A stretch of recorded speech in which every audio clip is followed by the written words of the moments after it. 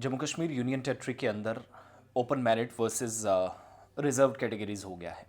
पिछले दिनों medical officers की सीट निकली, ओपन मेरिट वालों के लिए वहाँ कुछ भी नहीं, खाक रखा था।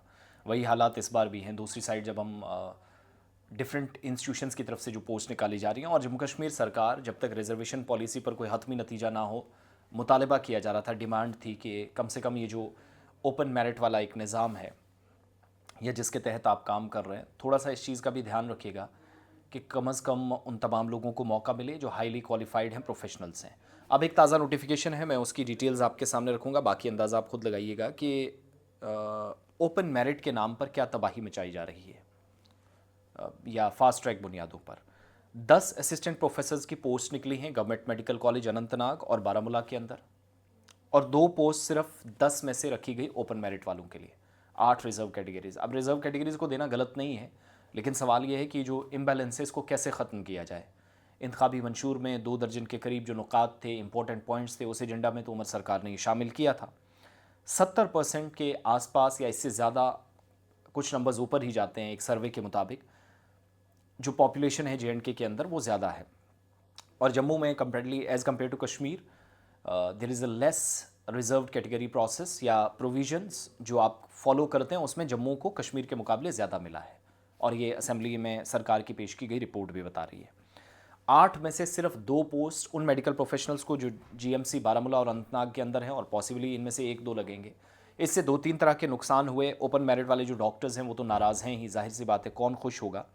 लेकिन MBBS जो एस्पिरेंट्स हैं उनको ऐसा लग रहा है कि अनसर्टनिटी है, करोड़ों रुपए, लाखों रुपए खर्च करके बाहर से पढ़कर आते हैं, हाईली क्वालिफाइड हैं, हाईली टेक्निकल हैं, टेक्निकलिटीज़ को बहुत अच्छे से जानते हैं।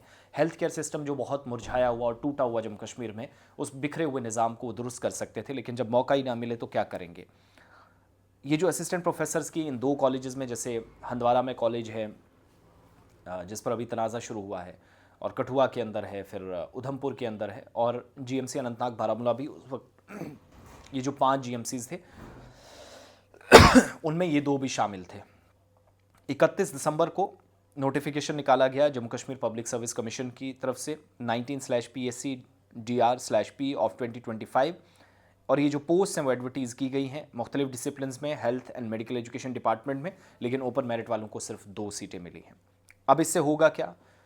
भरोसा टूटा, एतमाद साजी की कमी, जो पढ़े लिखे नौजवान थे जम्मू कश्मीर से वापस पलटे, या तो बेरोज़गार हुए, कोई ऑप्शन नहीं, या दूसरा ऑप्शन है कि आप प्राइवेट प्रैक्टिस की तरफ जाएं, जिसको ऑलरेडी सरकार बैन कर रही है। फिर रिजर्व सीट से हेल्थ केयर सिस्टम जो है वो मुझे लगता है सबसे ज़्यादा नुकसान जिसको होगा।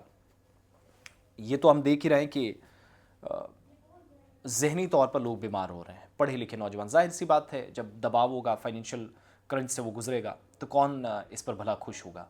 और इम्पॉर्टेंट चीज़ कि इदारों के अंदर डॉक्टरों की कमी को दूर करने के लिए जो तरीकाकार अपनाया गया, भर्ती का निज़ाम तो अच्छा है, लेकिन उसके अंदर जो विज़ लाइन्स डिक्लेयर कर दी गई हैं, ओपन मेरिट, ST SC फलाना ढिमकाना 1-2, तो उसने सारा निज़ाम तबाह कर दिया। ये सूरत हाल है, and that's way right now I am telling कि जो अभी भी ये पूरा निज़ाम है, ये open merit versus reservation issue, इस पर कोई हुकूमत काम करने में नाकाम साबित हुई, और पिछले दिनों आपने देखा भी इस पर क्या हलचल जम्मू कश्मीर में हुई। तो सिर्फ तवज्जो दिलाना मेरा मकसद आपके इस तरफ था। बाकी नोटिफिकेशन किसी को चाहिए तो मुझे मेल करें, मैं ज़रूर आपको दूंगा।